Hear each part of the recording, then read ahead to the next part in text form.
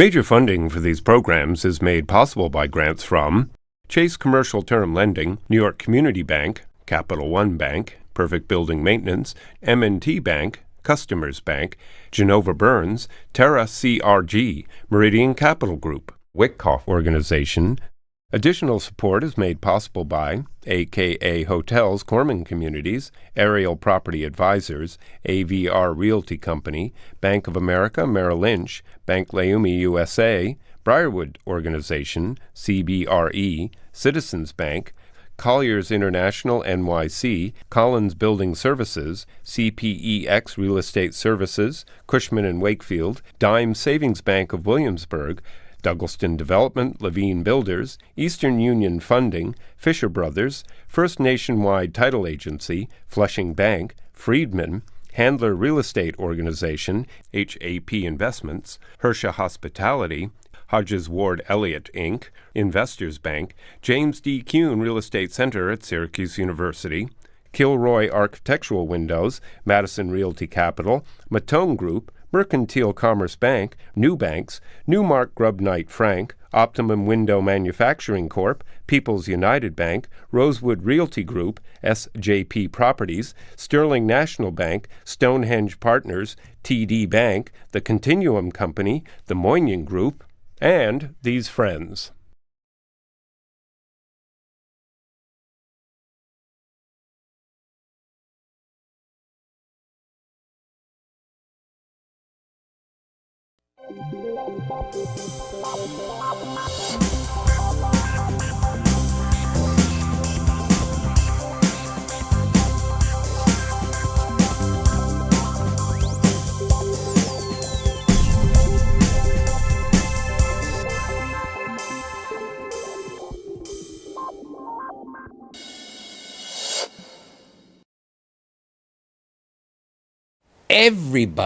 Everybody wants to go to Brooklyn. Everybody wants to live, shop, visit, dine. They want to be in Brooklyn. It's the place to be. So today I've assembled this group of individuals with only one two Brooklyn-born people who will talk about what's happening in Brooklyn.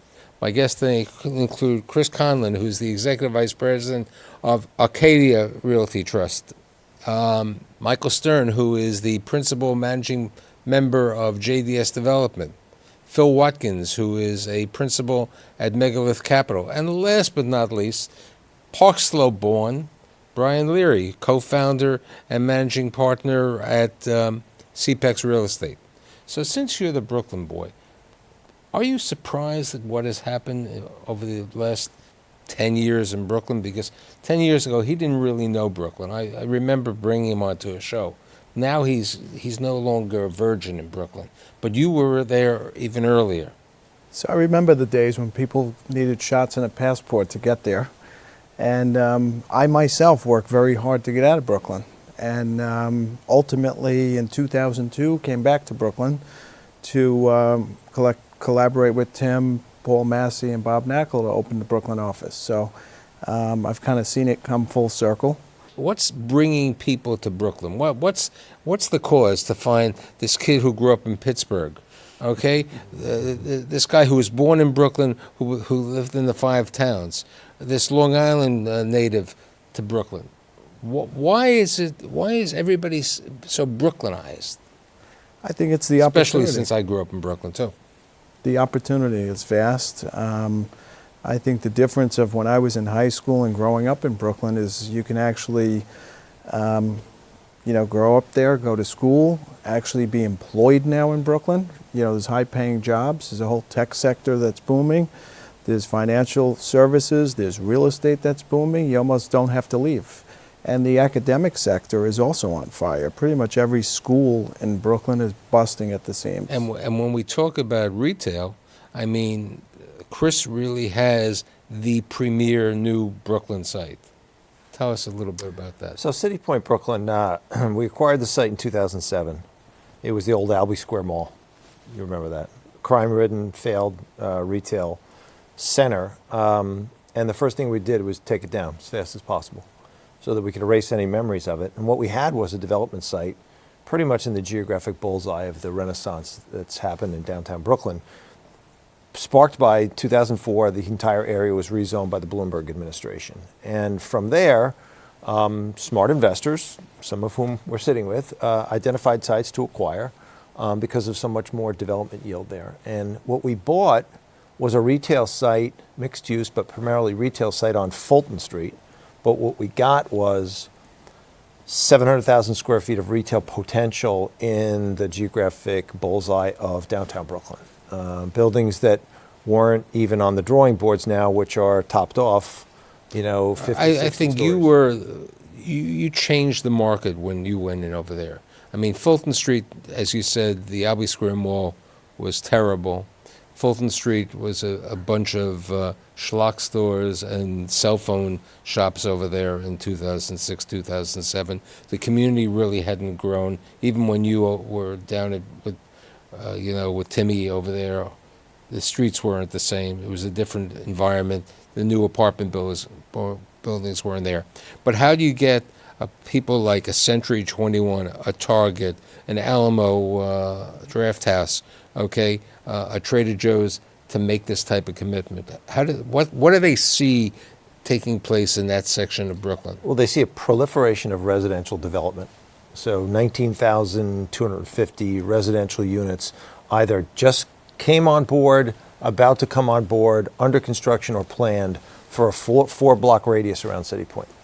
That's extraordinary. I don't see that anywhere in the country. As I travel around San Francisco, Chicago, Miami, Boston, all the other markets where we own, I don't see that kind of residential development anywhere. So that's first and foremost. Second of all, the retail, the road network and the subway network there allows you to capture a bigger percentage of Brooklyn than any other site there. You got Kings Plaza Mall, which is essentially on the Belt Parkway all the way south. And you've got downtown Brooklyn, Fulton Street, which has been the retail spine of downtown Brooklyn for 125 years. It's a wonderful, wonderful street. But when you look at Fulton and Flatbush, it really is the bullseye of all of that. And when you look at the subway network, in 1, 2, or 3 stops, you can be at the Park Slope, Boerum Hill, Carroll Gardens, Cobble Hill. And something called Manhattan. That too.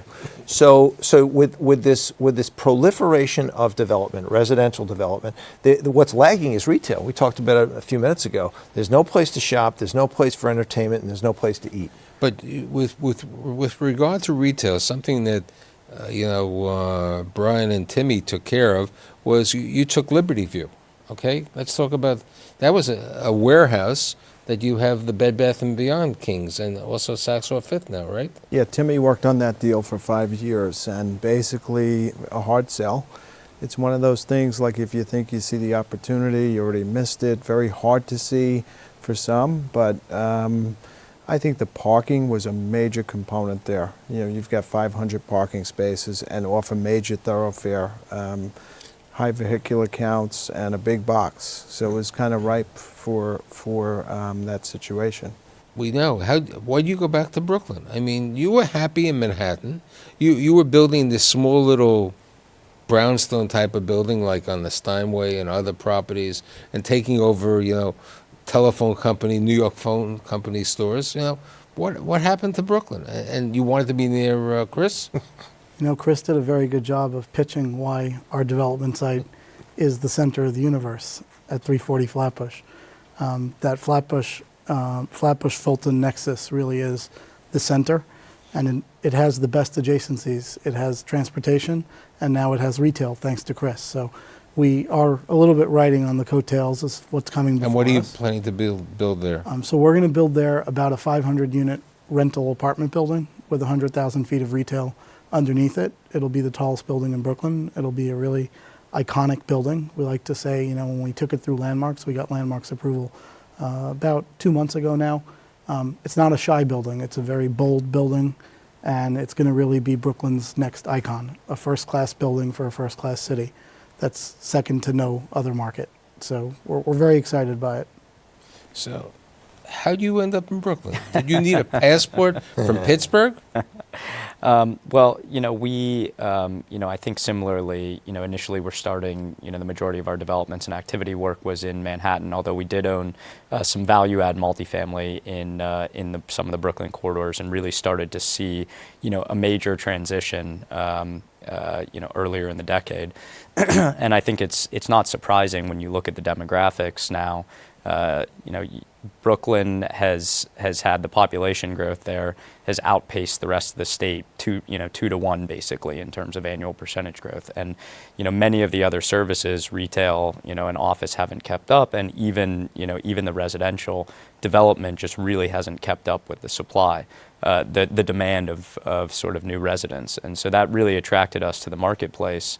It was also at a time period where Brooklyn, you were able to buy land on a more affordable basis, which is why I think you're seeing the majority of the rental development in Brooklyn had come online on the rental side, as opposed to Manhattan, where it's more skewed towards the condo side.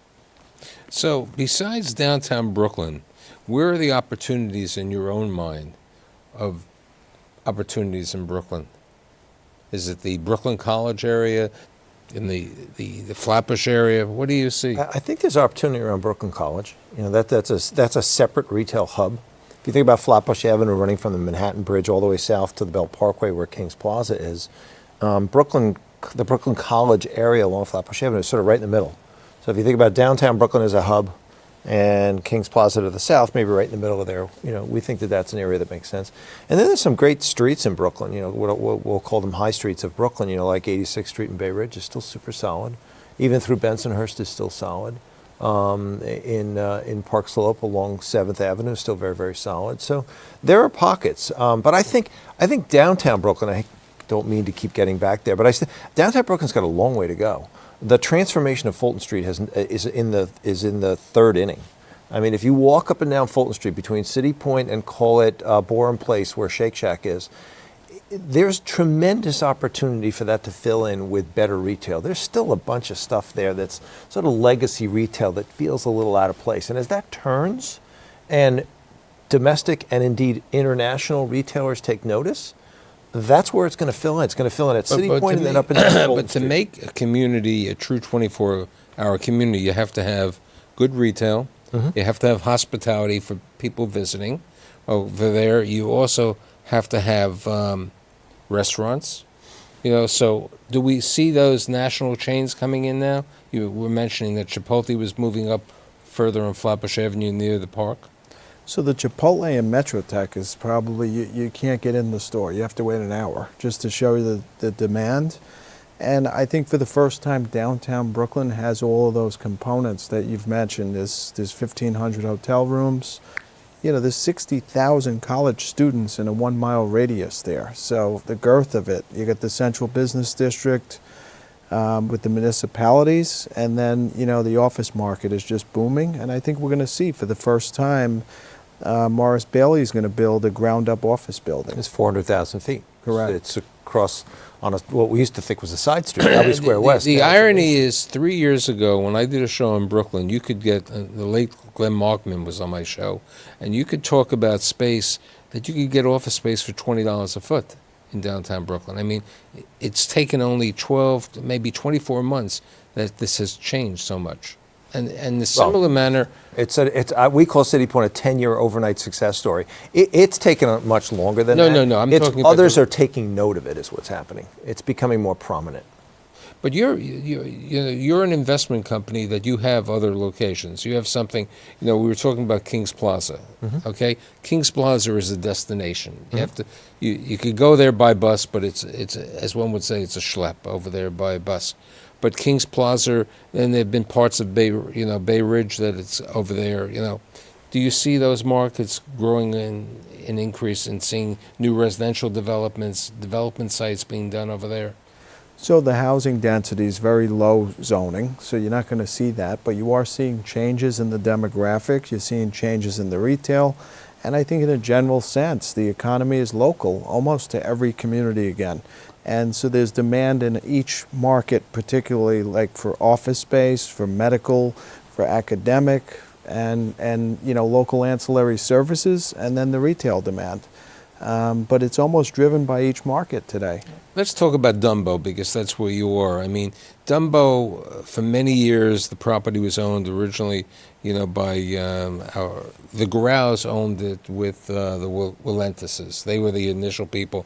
And for 15 years, they were, due to the city's zoning rules and certain other things, they weren't able to do anything. Are you surprised at what Dumbo has become? Because Dumbo has become, besides a residential market, it's become a market for retail with the Empire stores over there, and it's also become a market for tech and TAMI. Yeah, no, I mean, I think Brian's absolutely correct. You do have to follow the density in the zoning for where development is happening. So obviously, the bulk of the new development has been in downtown Brooklyn, in part because of the transportation access. It's certainly one of the strongest, but also because of the zoning.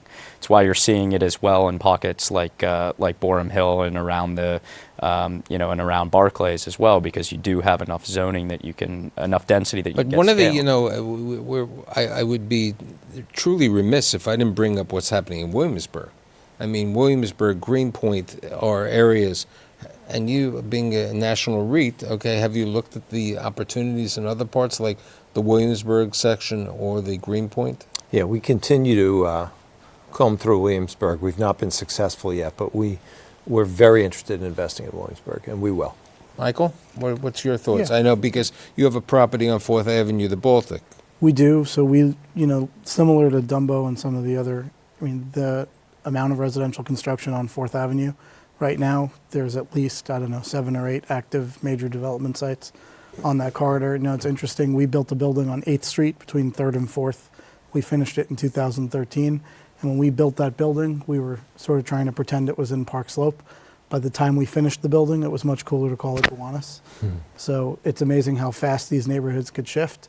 When we started, there was an auto repair shop and a scrapyard on the corner. Now there's a pie shop and a microbrewery.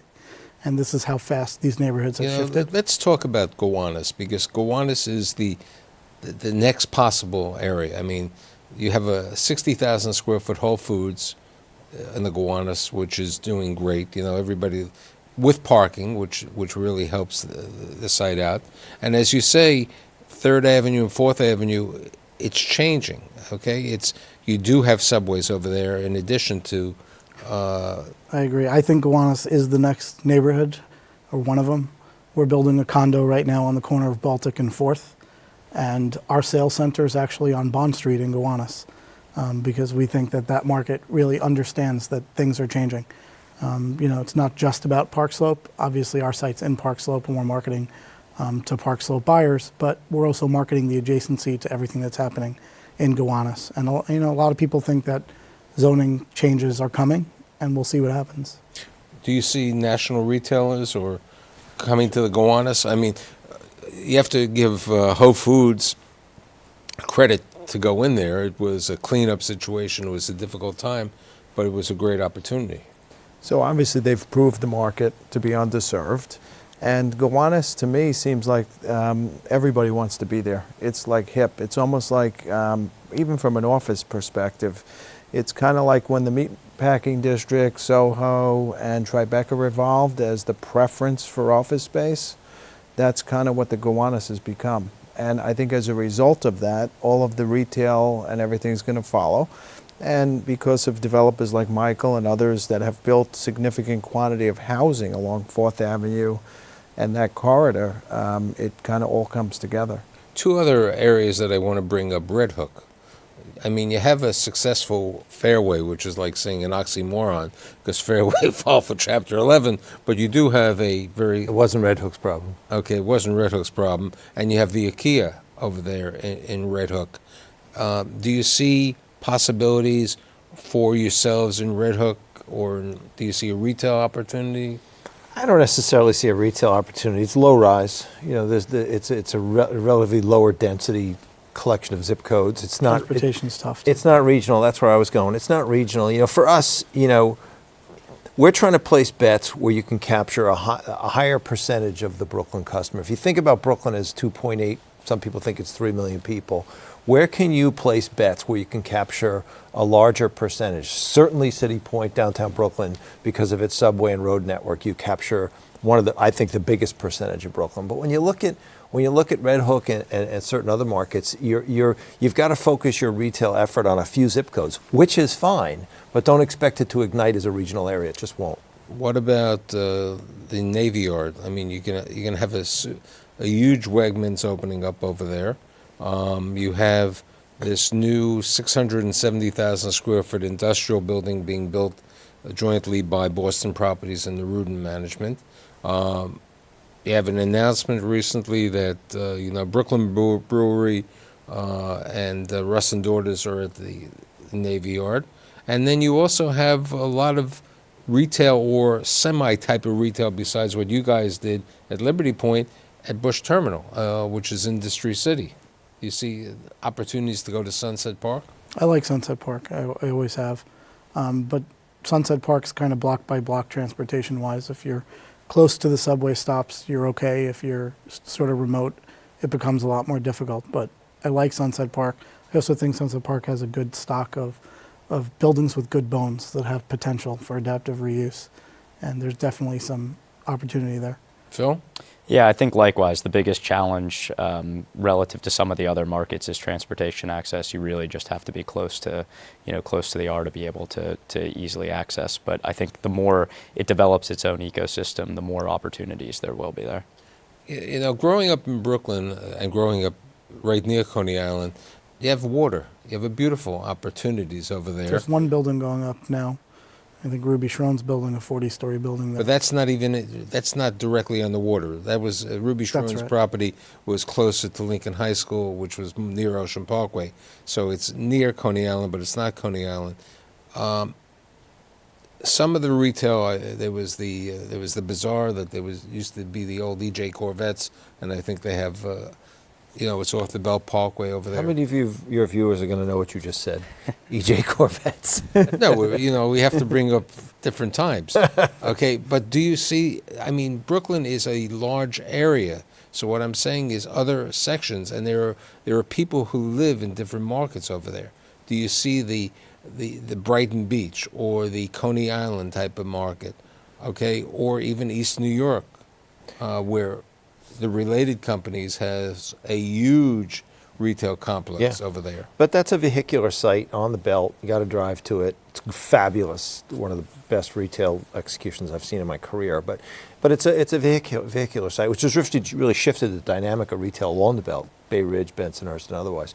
So that the dust hasn't settled there. I see retail development opportunities in those neighborhoods, but it's more food, call it grocery, and service than it is regional apparel or discount or other large format retail. I don't see it. I think your pods, if you will, of retail concentration are really setting up the way they do naturally, whether it's King's Plaza or the Gateway Project by Related or downtown Brooklyn. Those are your retail pods where you'll see the greatest regional retail proliferation. I don't think you'll see it in the low-rise neighborhoods. I think you'll see great opportunities for CVS and Walgreens and Starbucks and some grocery here and there. But and that's all great stuff. We love that stuff, and we'll be investors in that. Now, what about you going into other sections of Brooklyn? We'll look at anything that has a good transportation component. And, Coney Island has transportation, but it's a long haul. Correct. So we probably aren't running to Coney Island this minute. There are certain developers talking about, and you're probably selling land and other things, that they believe that the next opportunity, which I'm not really that keen on, is East New York. And I think, you have to take care of the crime. You have to be realistic. Also, East New York, the commute into the city is not easy. It's like Coney Island. It takes you 45 minutes. You don't have the right thing. Have you seen a lot of people coming to you and saying they want to have the opportunities to go to East New York?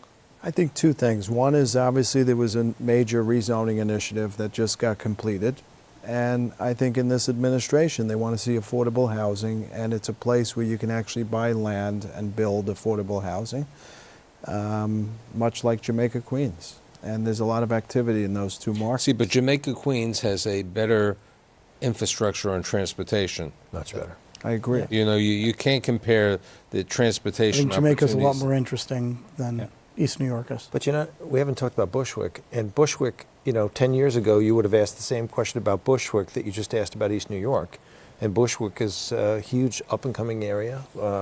Not the easiest place to get to, but you can get to it. But you go up and down the streets in Bushwick, and you're seeing a huge transformation of not only residential population, but also of commercial occupants along the way. But in essence, what we're saying with regard to retail, residential, hospitality, or anything is if it's near a subway, if it has transit-oriented opportunities, that's why certain parts of Bushwick are doing better. The question on Greenpoint is it's a little too far.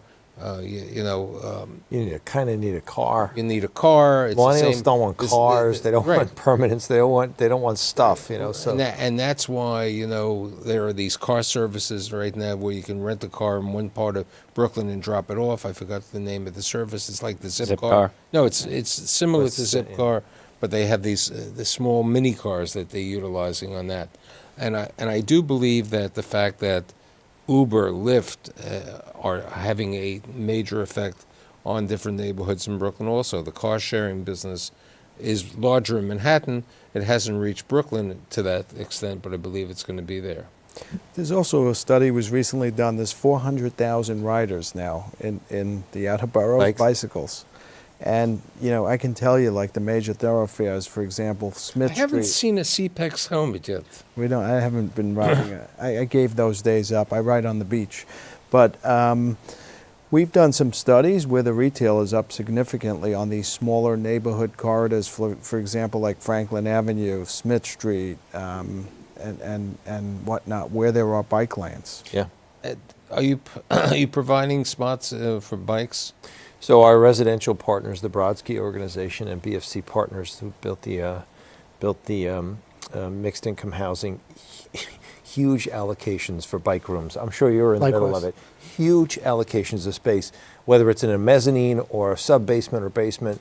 I've taken a look at Gary Barnett's plans for Tower 3 at City Point, and an enormous area to accommodate bikes. It's a big part of how people want to live. I'm sure you know about it. And they amended the zoning to alleviate some of the parking requirements in downtown Brooklyn, but they're still there. I think there's more room to go. I think they should eliminate all the parking requirements in downtown Brooklyn. They're still requiring 20%, which is a lot and mostly goes unused. So, Are you providing that at your new building?